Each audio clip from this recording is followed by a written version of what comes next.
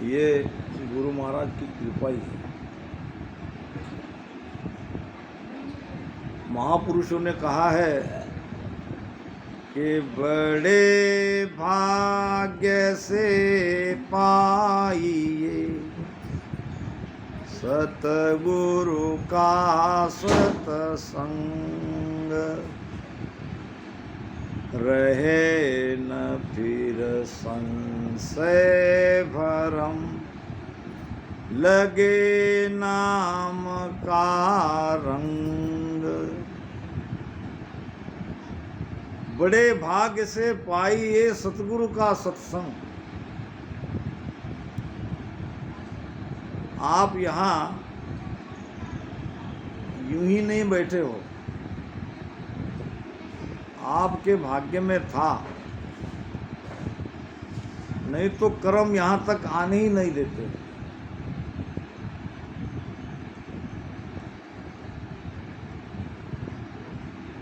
महापुरुष दरिया साहब फरमाते हैं,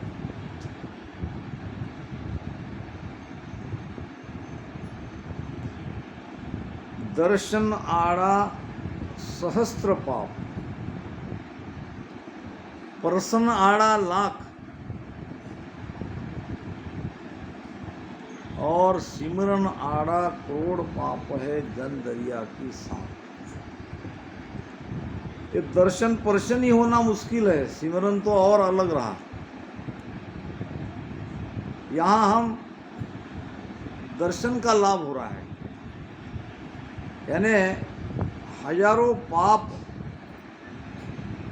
आपका कुछ बिगाड़ नहीं सका। आप यहाँ तक समय पर आ गए,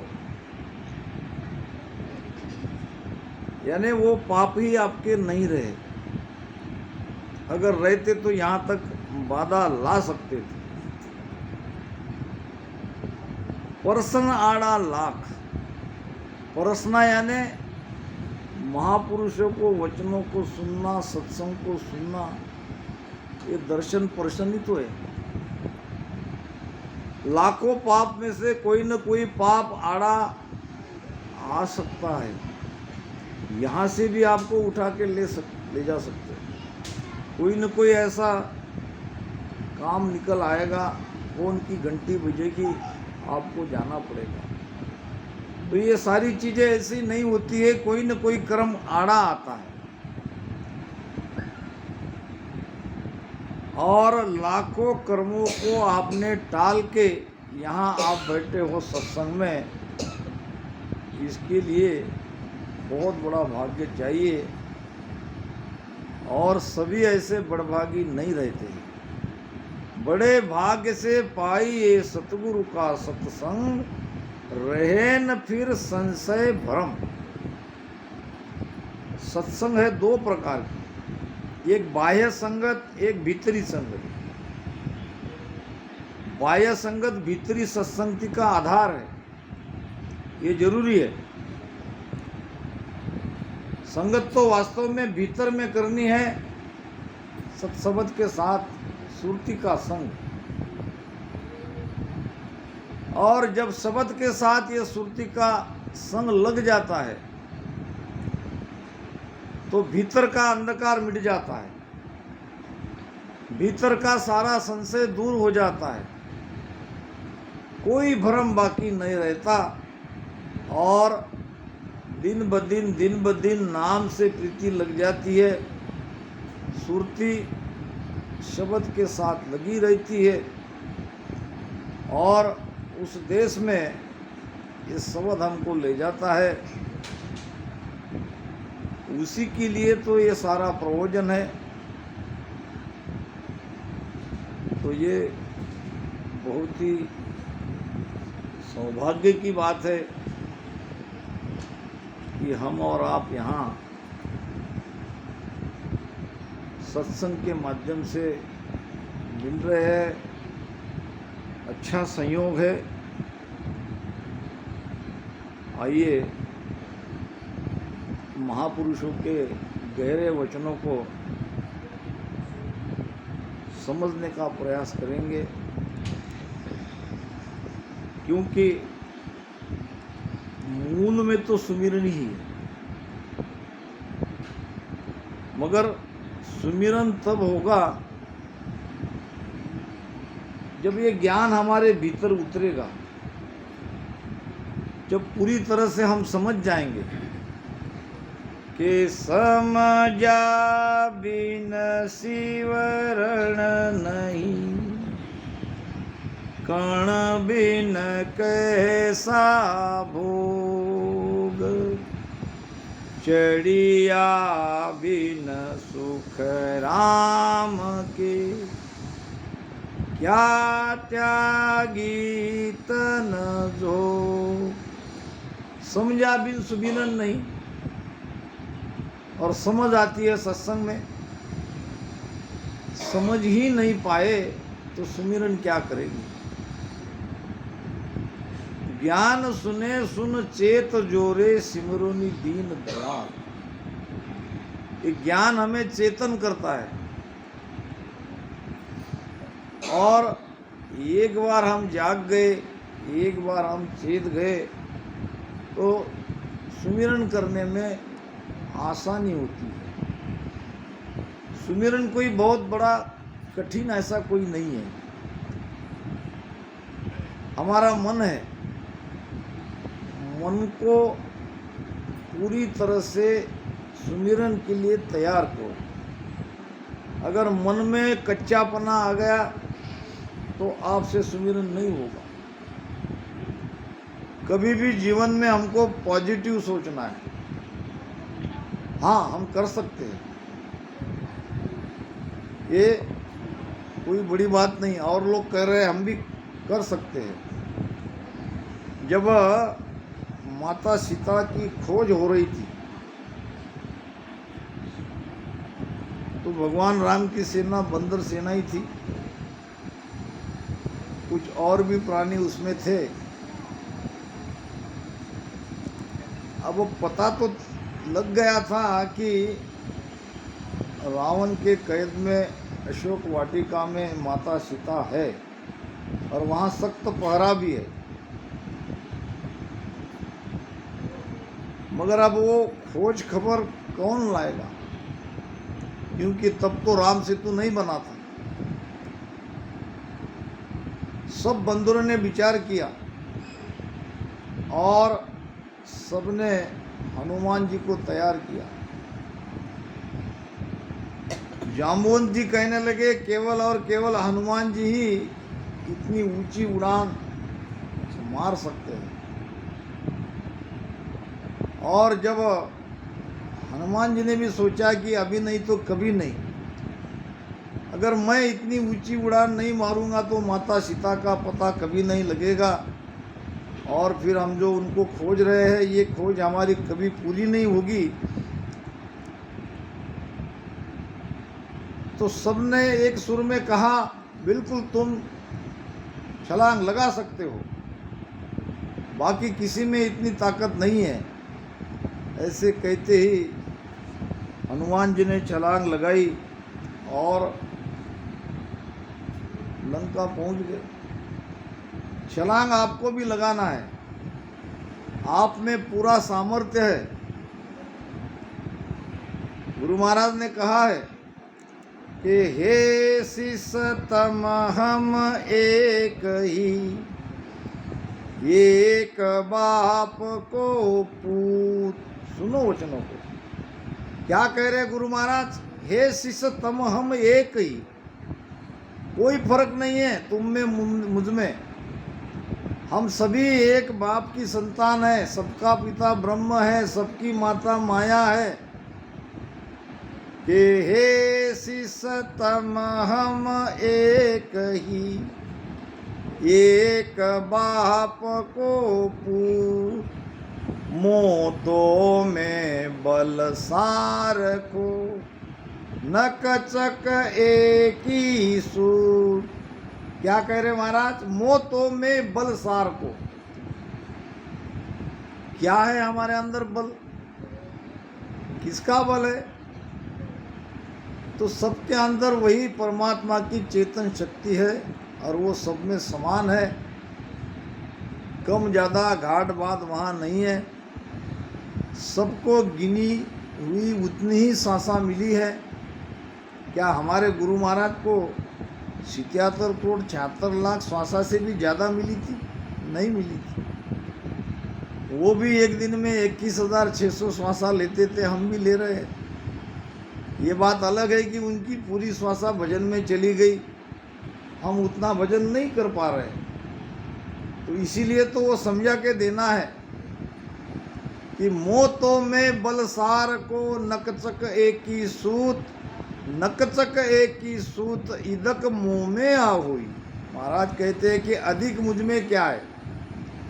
अधिक ये है पूरन पद पर ताप सतगुरु बगशो मोई। मेरे सतगुरु का वो प्रताप है, उन्होंने मुझ पर ऐसी कृपा करी है। बस इतना ही अंतर है। महाराज जी के ऊपर कृपा हो गई, क्या हमारे ऊपर कृपा नहीं होगी? अगर हम समर्पित हो जाएंगे, यहाँ भक्ति में समर्पण जरूरी है। भजन से ज़्यादा पहले तो समर्पण चाहिए। शरणों सतगुरु दयाल को, एक ही साखी में सारी वाणी का सारा आ जाता है अगर आप ठीक से इसे समझे तो। शरणों सतगुरु दयाल को, शरणागति का मतलब ही समर्पण है। हम अभी तक गुरु नहीं किया था, हम किसी के शरण में नहीं गए थे, हम अपनी ही चला रहे थे, हम अपने ही मन की बात मान रहे थे। शरणागति का अर्थ है मनमुखी से गुरुमुखी बन जाना। अब गुरु जो कहेंगे वो, अभी तक हम जो कहते थे वही करते आए थे। अब हम गुरुमुखी बन गए, जैसा ज्ञान कहेगा, जैसे गुरु कहेंगे, जैसे धर्म में हमको बताया गया है, जो सीख दी गई है करनी रहनी, क्या करना चाहिए, किसका त्याग करना चाहिए और क्या नहीं करना चाहिए, ये सारी बातें यहाँ पे बताई गई है। और आप सत्संग में ये सब सुनते आ रहे हो,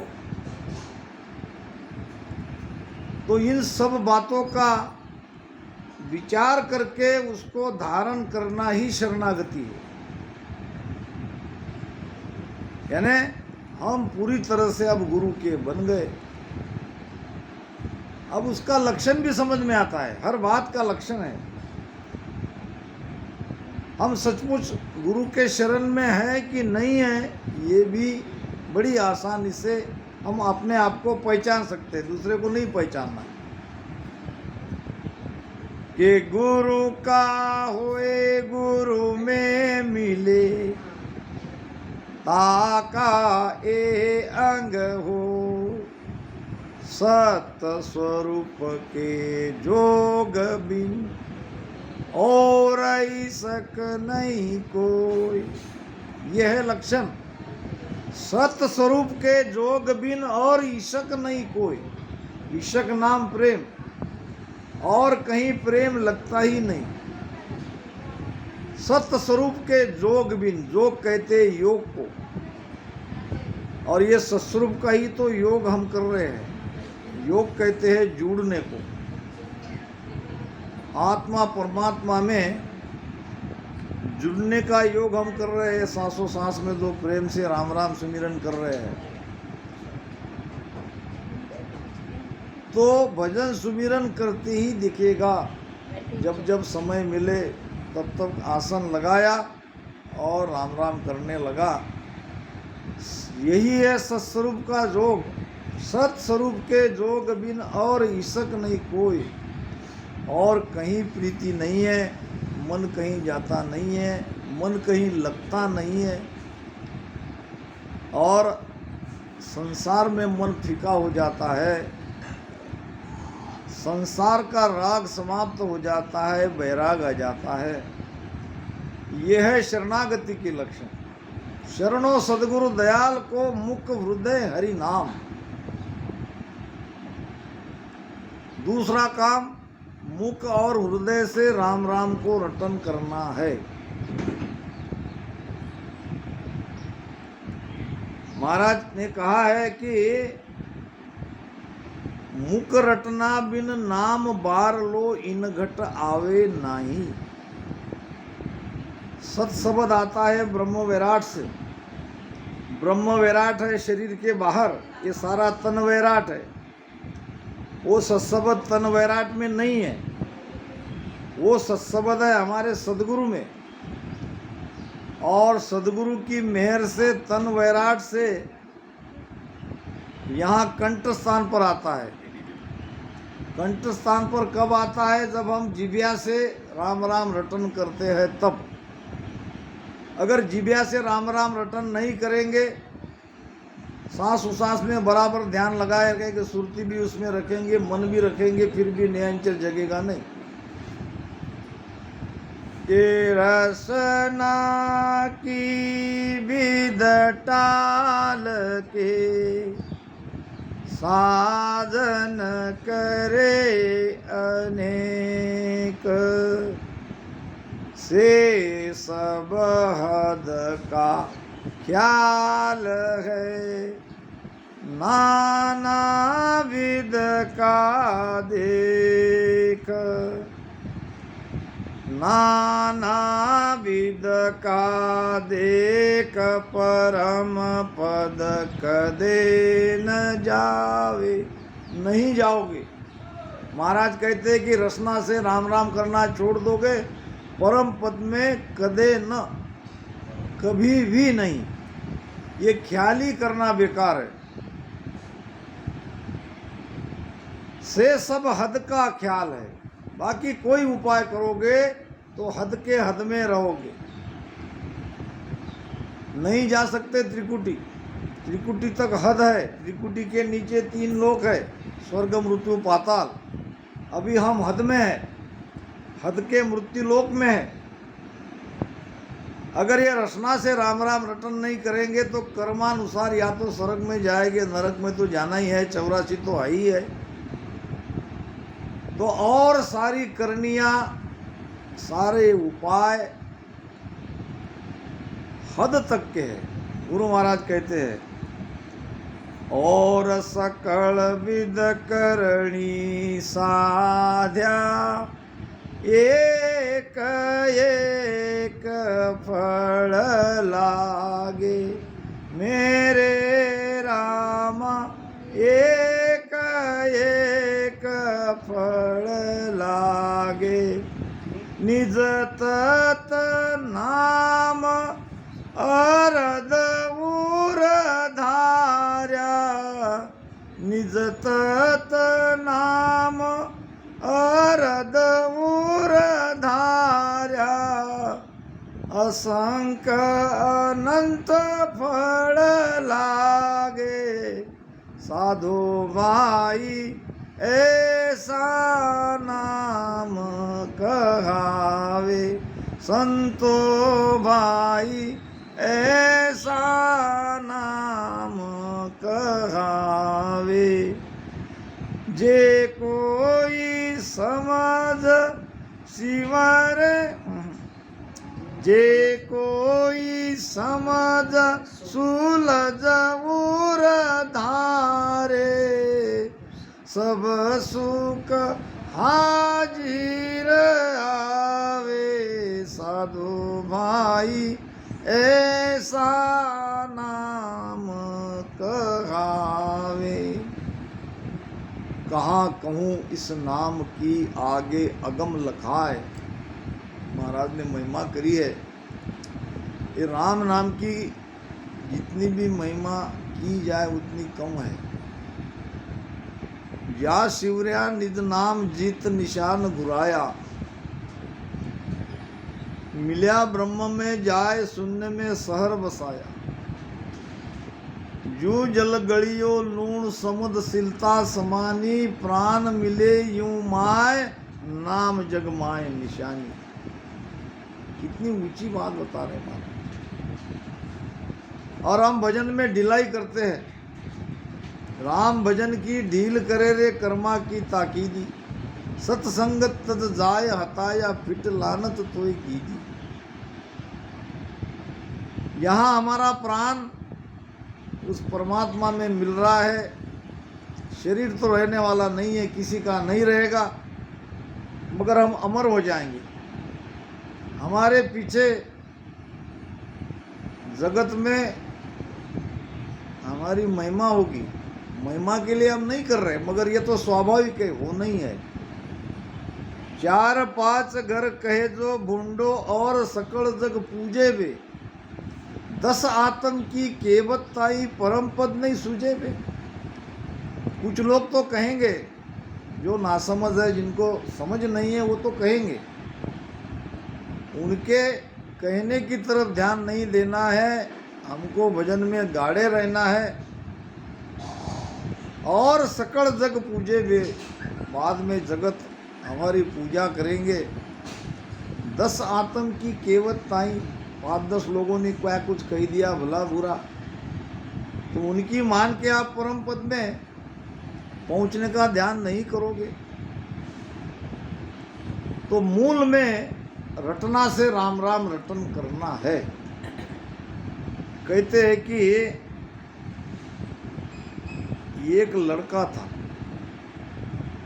और संत तुलसीदास जी महाराज उस गांव में सत्संग के लिए आए थे और उन्होंने सत्संग का जो पंडाल था नदी के तट पर इस साइड में बनाया था और गांव रह गया था उस साइड में। जब लड़के को पता चला गुरु महाराज आए हैं तो भागा भागा सत्संग में गया। थोड़ा पानी था नदी में। 5 बजे सत्संग प्रारंभ होने वाली थी। सत्संग प्रारंभ हो गई और ऊपर से बारिश तेज होने लगी। 2-3 घंटे में इतनी बारिश हो गई, नदी में बाढ़ आ गई। नदी उफान पर थी। लड़का घबराया, गुरु महाराज के पास गया, कहने लगा, गुरुदेव एक बहुत बड़ी समस्या है। तुलसीदास ने कहा, क्या समस्या है? ऐसा है कि मेरी नई नई शादी हुई है, घर में मेरी पत्नी अकेली है और कोई घर में नहीं है। दूसरी बात, घर में पैसा भी काफ़ी है, सोना चांदी भी काफ़ी है।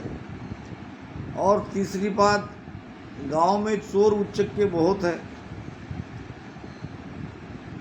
वो तो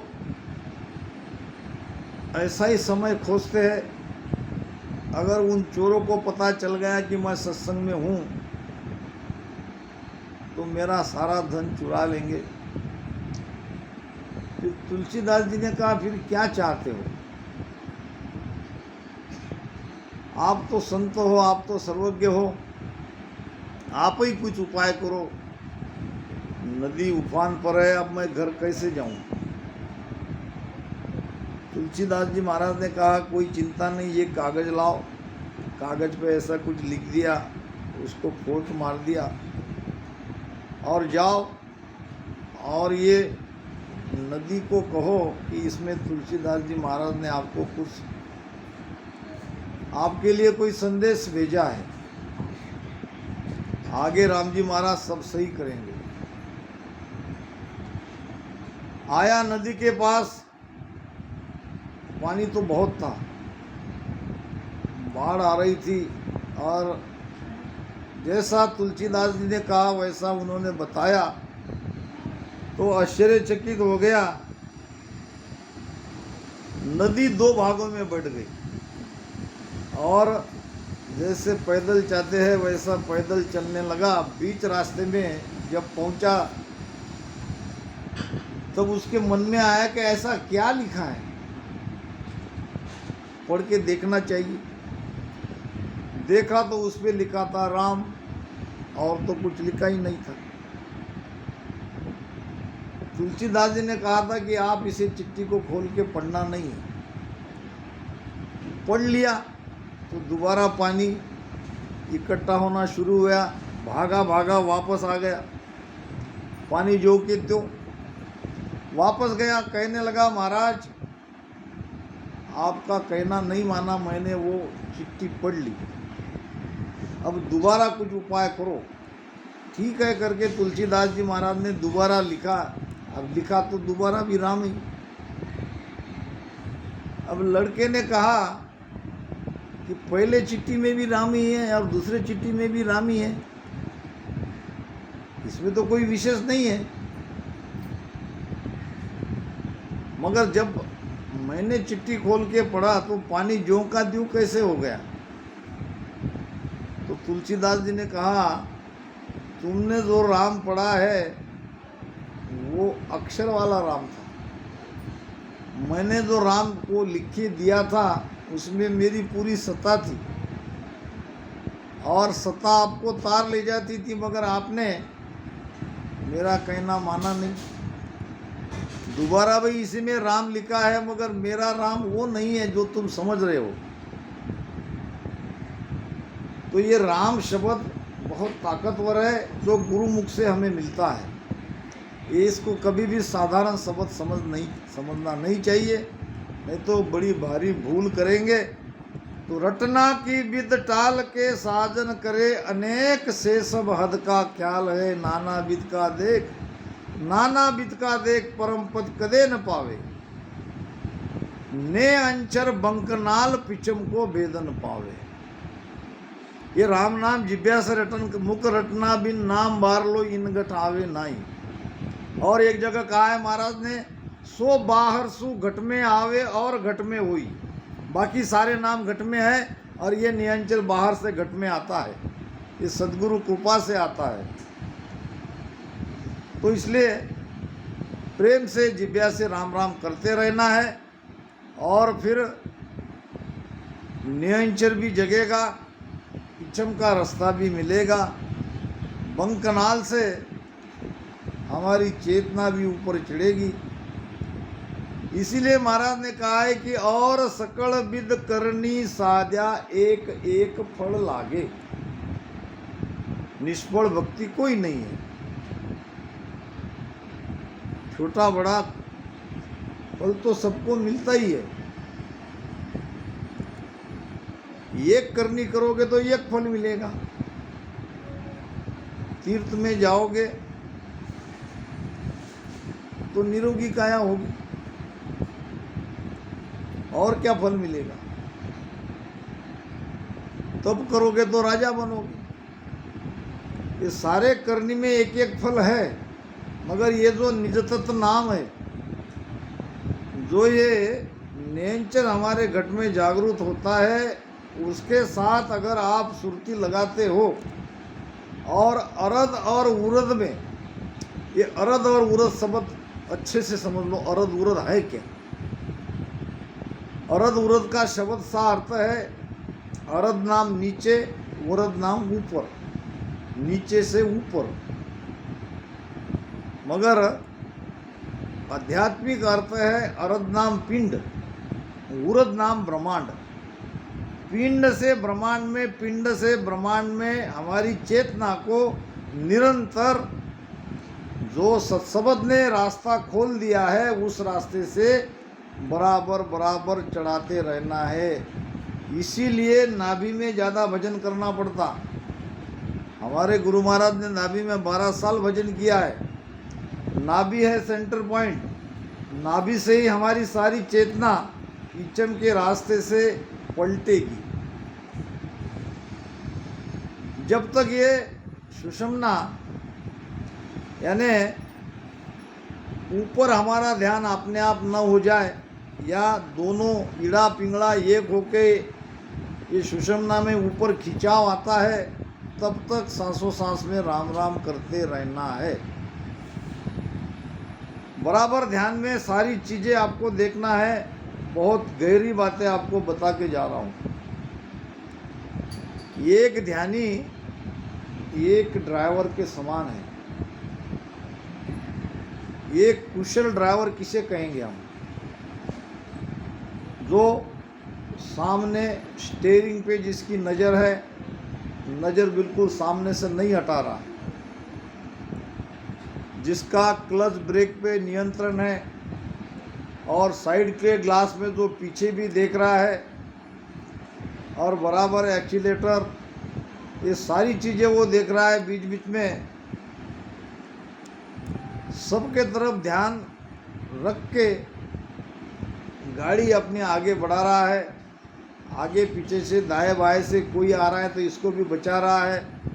समय पे अपने